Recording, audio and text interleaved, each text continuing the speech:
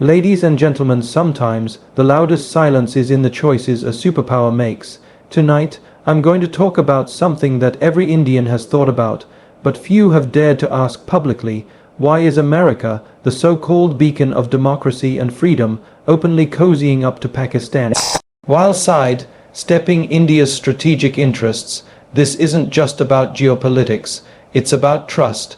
It's about double standards. And it's about how nations like ours must read between the lines of global diplomacy. If you think this is just another international relations topic, think again.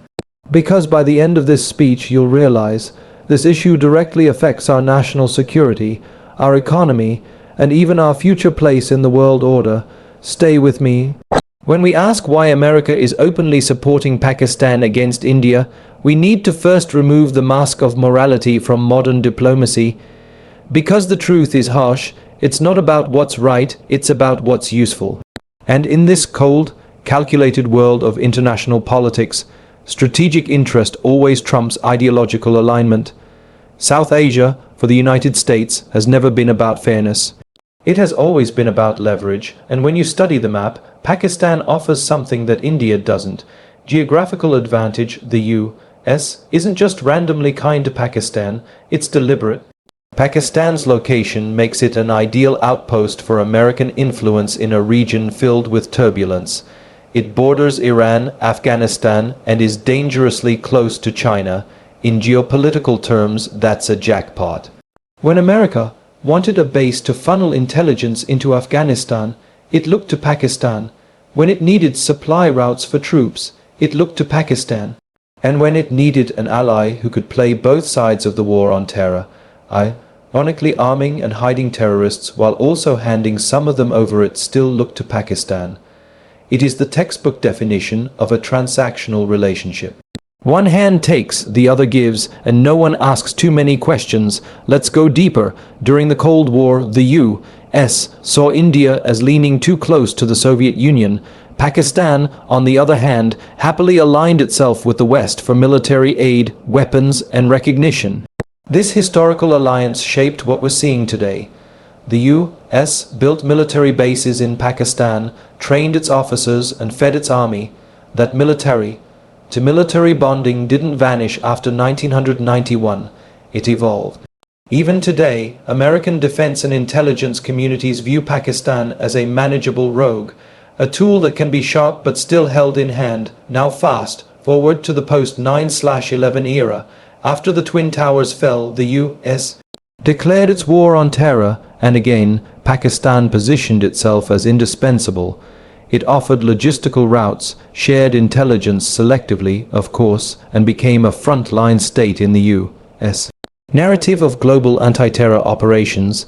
Never mind the fact that Osama bin Laden was found living in Abbottabad, just minutes from Pakistan's elite military academy. Never mind the double game with the Taliban. The U.S. still didn't walk away. Why? Because cutting off Pakistan would have meant cutting off access to a region America was heavily invested in. In the world of geopolitics, convenience matters more than credibility. India, by contrast, has always been a more principled player. It doesn't bend easily, it doesn't serve itself on a platter to foreign interests, and while this earns India global respect, it also means it is less controllable. That makes America nervous. Superpowers prefer allies they can direct, not equals they must negotiate with. India's refusal to join military alliances, its independent stance on the Ukraine conflict, and its growing closeness to nations like Iran and Russia, all of this positions India as a power that acts in its own national interest first, not in America's favor. So when we see America backing Pakistan, whether it's military aid, diplomatic soft gloving, or silence on Pakistani terror exports, it's not about favoring evil over good. It's about choosing what works. And right now, Pakistan's position, its willingness to compromise sovereignty for support, and its long-standing military alignment make it a cheaper and more flexible pawn on the global board. But here's the uncomfortable truth: strategic interest is not permanent. It shifts with time, power, and perception. If India wants to change this dynamic, it must stop expecting loyalty from the and start demanding strategic reciprocity. Respect is not given in global politics, it's earned by being useful, powerful, and indispensable. That is the real answer to the question, why does America support Pakistan against India? Because America doesn't support Pakistan, it supports its own interests. And right now, Pakistan is still pretending to serve those interests better than we are. To understand the peculiar persistence of U.S. support for Pakistan, we have to look beyond just geopolitics and dive into the complicated web of military and economic dependencies that have developed over decades. Pakistan is not merely a country that the United States deals with. It is a country that Washington has, in many ways, helped build, arm, and sustain. This is not an accidental relationship. It is the result of years of deliberate investment, covert cooperation, and strategic dependencies that have been crafted not with moral clarity, but with tactical calculation. Let's begin with the military relationship. Since the 1950s, Pakistan has been a recipient of American military aid. In fact, it was among the first countries in South Asia to enter U.S.-backed security alliances such as SEATO and CENTO, back when India was viewed with suspicion for its non-alignment and closeness to the Soviet Union. That early alignment set the tone. Over the next decades, Pakistan received not just billions of dollars in military assistance, but also high-grade weapons systems, fighter jets, and training programs for its military elite. The Pakistani army over time began to mirror U.S. military doctrine in many areas. This created not just tactical dependency, but institutional familiarity. The Pentagon and Rawalpindi understand each other. That bond doesn't disappear overnight, even during times of so-called sanctions or diplomatic tensions, like after nuclear tests or terror incidents. The U.S. has rarely cut off the tap completely. Aid might have been reduced or publicly criticized, but covert channels remained open. Why? Because the U.S. has always believed it needs to keep a handle on Pakistan, fearing that a complete disengagement might push the country into China's hands, or worse, allow its internal instability to spin out of control. So the military support never stopped entirely, it was just rebranded. Sometimes it came under the name of counterterrorism assistance, other times it was cloaked in development aid. But the end result was the same. American taxpayers have funded Pakistan's army for decades, even while that same army sheltered terrorists, harbored fugitives, and destabilized the region. Now let's talk about economics, because where arms go, money follows. Pakistan's economy is fragile, frequently on the verge of collapse, and addicted to foreign bailouts. Every few years, it knocks on the doors of the International Monetary Fund, and who controls the largest vote in the IMF. The United States. Behind every so-called multilateral decision lies the weight of American influence. So when Pakistan receives emergency funding, soft loans, or debt relief, much of it is possible because Washington decides not to oppose it. It's a subtle form of economic lifeline, an invisible hand keeping a dysfunctional state from falling completely apart. Why? Because a collapsed Pakistan is a dangerous Pakistan, one with nukes, terror camps, and no money. What's more troubling is how this dependency is exploited. Pakistan has learned to weaponize its own instability. It presents itself as too dangerous to fail, a nuclear state with internal chaos that needs constant babysitting. This narrative is not just accepted in Washington. It's encouraged by defense contractors, think tanks, and intelligence agencies who argue that engaging Pakistan is safer than isolating it. And while this logic may make sense to American policymakers in the short term, it has disastrous consequences for India and the region, because every time Pakistan is propped up with money or weapons, it gains breathing room to continue its proxy war strategy against India. It funds groups across the border, supports unrest, and exports terror while claiming victimhood to its Western allies. And here's the real irony: the U.S. has pumped more resources into Pakistan's military than into India's, despite India being a stable democracy, a rising economy, and a natural strategic ally. Why? Because India doesn't need American handouts. India buys its weapons, doesn't rely on IMF lifelines, and negotiates its partnerships. It doesn't come to the table begging, it comes with demands. And in the twisted logic of international aid and diplomacy, the one who begs gets funded, while the one who builds independently gets ignored. So when you ask why America continues to support Pakistan despite its track record, the answer is found in the addiction to control. The U.S. has built a fragile but profitable dependency with Pakistan, militarily and economically. Cutting Pakistan loose would mean losing leverage, losing intelligence access, and risking regional instability. And in that calculus, American interests have consistently outweighed Indian concerns. This is not diplomacy, it's codependence. And as long as that imbalance exists, India will always find itself watching from the sidelines as Pakistan is repeatedly bailed out, armed, and excused by the same country that calls itself India's ally. One of the most significant turning points in modern global politics was the withdrawal of U.S. forces from Afghanistan in 2021. But behind the dramatic images of helicopters evacuating diplomats and the swift Taliban takeover lay a more subtle and overlooked story: the role Pakistan played in shaping that exit and how it positioned itself as an indispensable ally to the United States in the process. This is a crucial piece of the puzzle when understanding why America continues to support Pakistan over India in many key decisions. The U.S. didn't lean on Pakistan because it trusted it.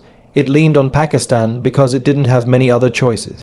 And Pakistan knew that, since 2001, when America invaded Afghanistan in response to the 9/11 attacks, Pakistan placed itself at the center of Washington's so-called war on terror. Publicly, it branded itself a frontline state, a victim of terrorism, a partner in peace. Behind the scenes, however, it played a dangerous double game, cooperating with the U.S. on one hand, while nurturing the very groups that were destabilizing Afghanistan on the other. The Taliban, the Haqqani network, and other extremist factions found safe haven in Pakistan's tribal regions for years, yet despite this glaring contradiction, the U.S. continued to work with Pakistan. Why? Because geography mattered more than principles. To supply its troops in landlocked Afghanistan, the U.S. needed transit routes through Pakistan. Every tank, every container of fuel, every bullet, much of it traveled through Pakistani territory. When these routes were threatened or blocked, America was forced to make concessions. It wasn't a partnership, it was blackmail wrapped in diplomacy. Pakistan would allow access but demand billions in military and logistical aid in return. It held the keys to America's war machine, and it made sure Washington never forgot it. Then came the negotiations with the Taliban. As the U.S. grew weary of its longest war, it desperately needed an exit strategy that looked like peace, even if it wasn't. And once again, Pakistan stepped forward as the broker, hosting talks, arranging meetings, and presenting itself as the only state that had the leverage to bring the Taliban to the table. Never mind that it had spent years protecting them. The world looked the other way because it wanted an end to the war, not the truth. And America rewarded Pakistan with praise, funding, and continued political cover, even after the botched withdrawal in 2021, when chaos erupted and Afghanistan fell to the Taliban in mere days. The U.S. didn't turn its anger on Pakistan. Despite knowing that the Taliban's resurgence was not possible without support from Pakistani intelligence and military networks, the U.S. chose silence. It's not that Washington was unaware, it's that it was too dependent to speak out. In the most critical moment of retreat, Pakistan had once again proven itself useful, and usefulness always buys immunity in international relations. This role gave Pakistan something far more valuable than money. It gave it continued relevance. It allowed Pakistan to present itself in Western capitals not as a failed state, but as a strategic partner. Think tanks in Washington echoed this narrative. Policymakers in the Pentagon repeated it. Media headlines softened criticism. Pakistan, the alleged partner in the war on terror, had quietly facilitated its failure, but was still treated like a solution instead of the problem. It's one of the greatest manipulations in modern diplomacy, and it came at a high cost, not just to the people of Afghanistan, but to regional stability and to India's security. Because while Pakistan was helping the Taliban regain control of Kabul, it was also turning its attention, as always, toward India. A stronger Taliban emboldens Pakistan. It reaffirms the idea that proxy warfare works, that terror groups can be used as bargaining chips, and that the West will turn a blind eye if the timing is right. This is dangerous for India, which has long borne the brunt of Pakistan's sponsored terrorism in Kashmir and beyond. And yet, when India raises concerns in international forums, the response is often muted. Why? Because Pakistan still sells the idea that it's essential for managing Afghanistan and countering terror threats in the region. In reality, Pakistan has not countered terrorism, it has curated it. It has picked and chosen which groups to support, which to suppress, and when to act based on foreign funding cycles. And in this murky world of selective counterterrorism, the U.S. has chosen convenience over accountability. It has continued to work with Pakistan not because of any illusion of morality, but because it believes that Pakistan's chaos can still be controlled, or at least contained. This is the real reason the U.S. continues to engage with Pakistan despite its toxic history, not because of trust, not because of alignment, but because, during America's most difficult military exit in decades, Pakistan sold itself as the necessary evil, and America bought it. One of the most underappreciated yet defining factors in the dynamic between the U.S., Pakistan, and India is India's fiercely independent foreign policy. Unlike many nations that tailor their positions to fit neatly within Western expectations, India has always walked its own path. This independence isn't just a policy, it's a philosophy embedded in India's diplomatic DNA since independence. It is this very quality that makes India a global leader today, but ironically, it is also the reason why the United States sometimes finds India frustrating, unpredictable, and difficult to fully align with. The truth is the U.S. has always preferred allies it can manage. It is more comfortable dealing with countries that are willing to compromise their sovereignty in exchange for military aid or diplomatic support. Pakistan fits that mold. India never has. India doesn't ask for favors. It demands partnership. It doesn't follow the Western line. It carves its own, and in the eyes of a global superpower that is used to calling the shots, that kind of autonomy can be seen as defiance. This independence was clear during the Cold War when India, instead of choosing sides in the U.S.-Soviet rivalry, chose to lead the non-aligned movement. Even though the West saw this as tilting toward Moscow, India made it clear. Its foreign policy was guided by national interest, not ideological alignment. That legacy has continued to this day. India doesn't join military alliances. It doesn't allow foreign bases on its soil. It does not let any superpower dictate its stance, not on trade, not on defense, not on global conflicts. A recent example of this is India's position on the Russia-Ukraine war. While the West was quick to impose sanctions and expect the rest of the world to follow suit, India took a nuanced approach. It condemned the violence but refused to toe the Western line on isolating Russia completely. Instead, India continued to buy oil from Moscow because it served its economic and energy security. That decision wasn't about supporting war, it was about putting Indian citizens first. And for a country that had spent decades being lectured about morality by powers who invaded countries at will, India had no patience for hypocrisy. The same clarity shows in India's approach to China. While the U.S. seeks allies in its rivalry with Beijing, India sees China as a neighbor with whom it must engage, but on its own terms. The two countries have border tensions, trade ties, and deep strategic competition. Yet India does not allow itself to become a pawn in someone else's anti-China agenda. It deals with Beijing directly, whether through diplomacy, deterrence, or development. This again proves uncomfortable for Washington, which often looks for binary choices. Either you're with us or you're against us. India refuses that simplicity. This independent approach extends to global institutions as well. India is not afraid to challenge the status quo in the UN, the WTO, or the G20. It pushes for reform, demands fair representation, and calls out double standards. While Pakistan quietly plays along, hoping for aid and recognition, India demands respect not as a favor, but as a right earned through democratic stability, economic growth, and strategic depth. Now, you might ask, isn't this the kind of partner the U.S. should value more, a strong, self-reliant democracy with global influence? Yes, it should, but international relations don't always reward strength. They often reward submission. And because India refuses to submit, because it insists on sovereign decisions, it often finds itself being treated as a difficult ally, while countries like Pakistan, which are far less reliable, are indulged because they are easier to manipulate. There's also the element of leverage. The U.S. can pressure Pakistan, cut aid, threaten sanctions, dictate terms. With India, that doesn't work. India doesn't flinch under pressure. It doesn't react to headlines or threats. It negotiates from a position of self-worth. This makes India harder to manage, and in the cynical world of realpolitik, being manageable often counts more than being trustworthy. So when the U.S. continues to engage closely with Pakistan while maintaining a more cautious or transactional relationship with India, it's not because it values Pakistan more.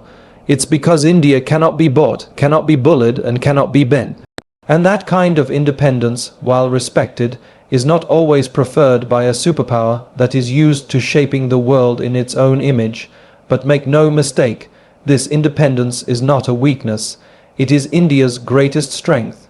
And as global power structures shift, that strength will become more valuable than ever, because the world doesn't need more obedient allies. It needs bold, stable, self-sufficient partners, and India is already leading the way. One of the most glaring and dangerous aspects of U.S. foreign policy is its deep-rooted double standard when it comes to terrorism and diplomacy. America claims to be a global leader in the fight against terror, the torchbearer of freedom, democracy, and justice.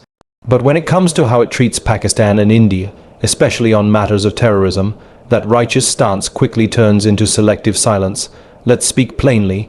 Pakistan has, for decades, been the breeding ground, sanctuary, and financier of multiple terrorist organizations. This is not speculation. It's fact, documented in intelligence reports, global dossiers, and even acknowledged by former U.S. officials. Osama bin Laden wasn't hiding in a cave in Afghanistan. He was found in Abbottabad, in a military town, less than 2 kilometers from Pakistan's most prestigious military academy. And yet, when this fact came to light, what did America do? There was no severe backlash, no military action, no sanctions. In fact, aid continued to flow. Why? Because Pakistan once again played the card it always does, strategic importance. Now contrast that with how the U.S. reacts when any nation, including India, takes a stand against terrorism emanating from Pakistani soil. When India conducted the Balakot airstrikes in 2019 in retaliation for the Pulwama attack that killed 40 of its soldiers, the global response, especially from the U.S., was caution, not support. New Delhi was advised to exercise restraint, to de-escalate. Let's be honest, if 40 American soldiers had been killed in a terror attack by a group based in Canada or Mexico, the U.S. would have obliterated the region.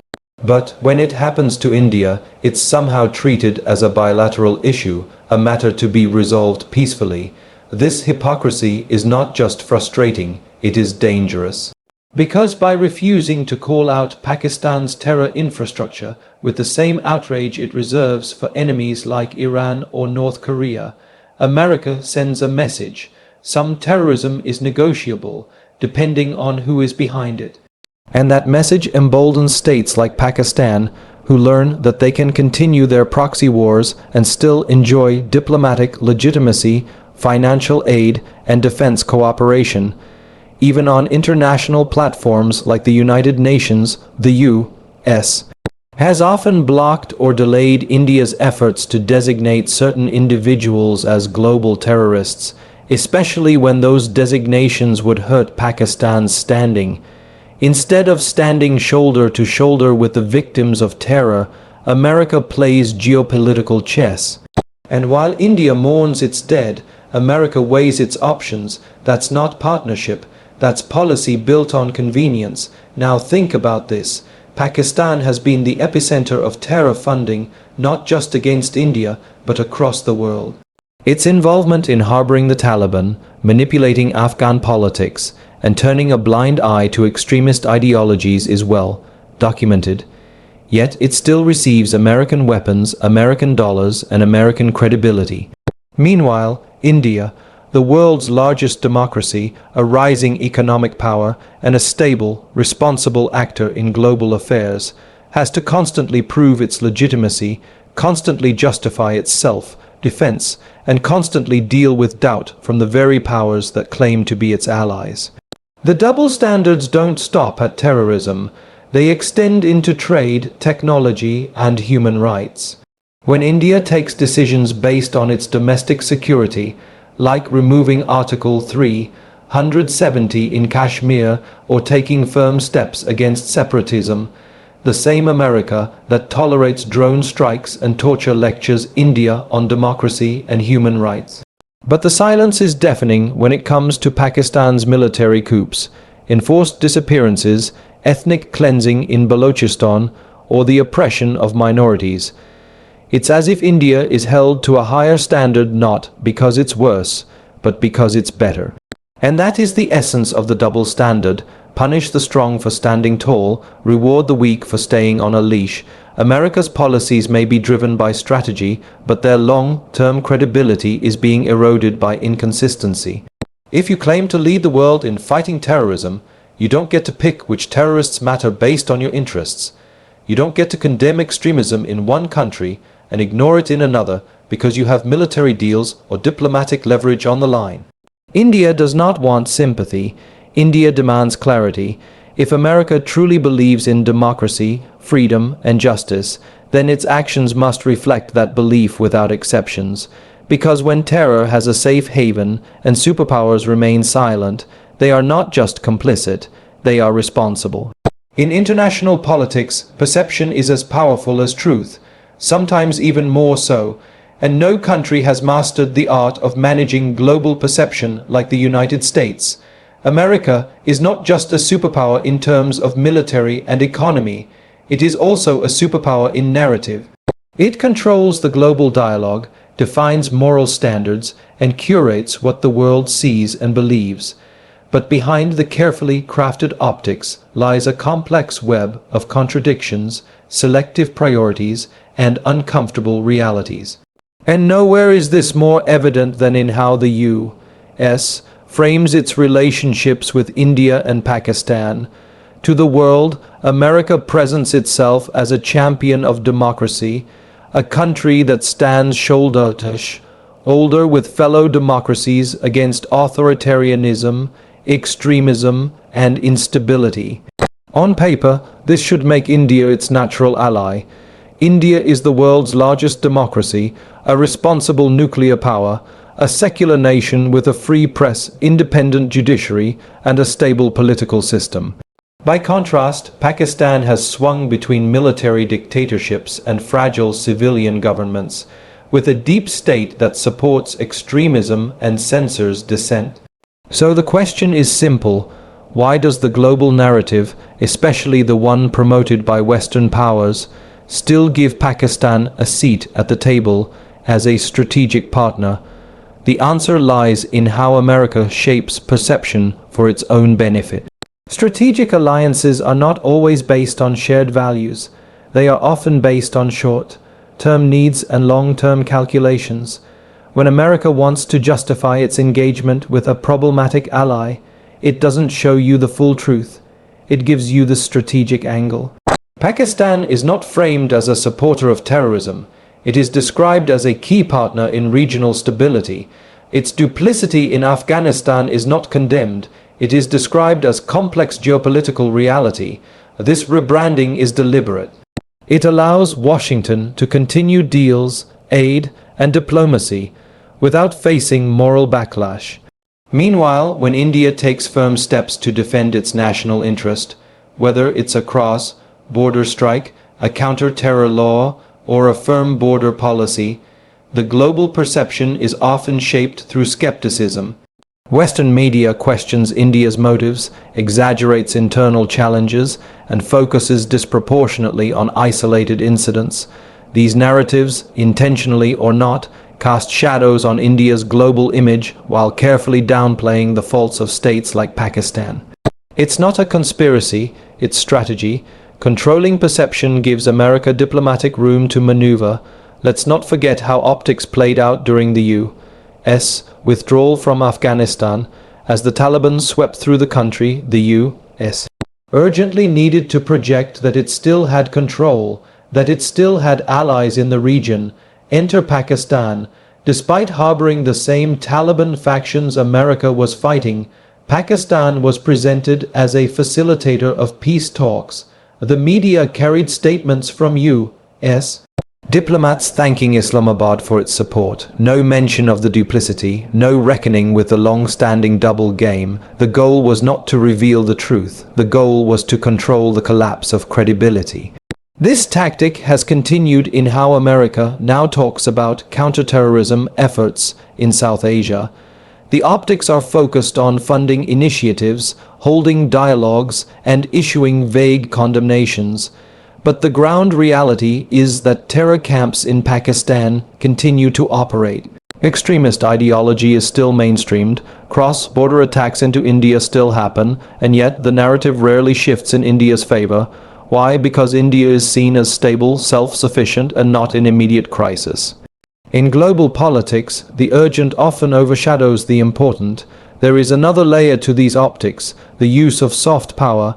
America invests heavily in narrative, building through think tanks, international media, diplomatic platforms, and academic institutions. These entities help frame debates, set agendas, and shape opinions, and they often repeat the language of balance, suggesting that the India-Pakistan conflict is a matter of equal wrongdoing, mutual escalation, or unresolved history. This false equivalence is dangerous. It ignores who initiates aggression and who defends sovereignty. It reduces terrorism to tensions and justifies inaction in the name of diplomacy. India, despite its growing power, does not yet match America's dominance in narrative control. It speaks through policy, not propaganda. It acts rather than advertises. And while this is a mark of maturity, it also means India's position is often misunderstood or misrepresented on the world stage. But this cannot continue indefinitely. Perception should never outweigh reality. The time has come for global powers, including the United States, to stop hiding behind optics and confront the hard facts. A stable South Asia cannot be built on the illusion that both India and Pakistan are equal partners in peace. One is fighting terrorism, the other is fostering it. One is building the future, the other is weaponizing the past. And no amount of narrative engineering can change that truth. America must decide whether it wants to be remembered as a power that chose perception over principle, or one that stood by its democratic allies when it mattered most. Because in the end, global stability isn't shaped by headlines, it's shaped by decisions, and the world is watching.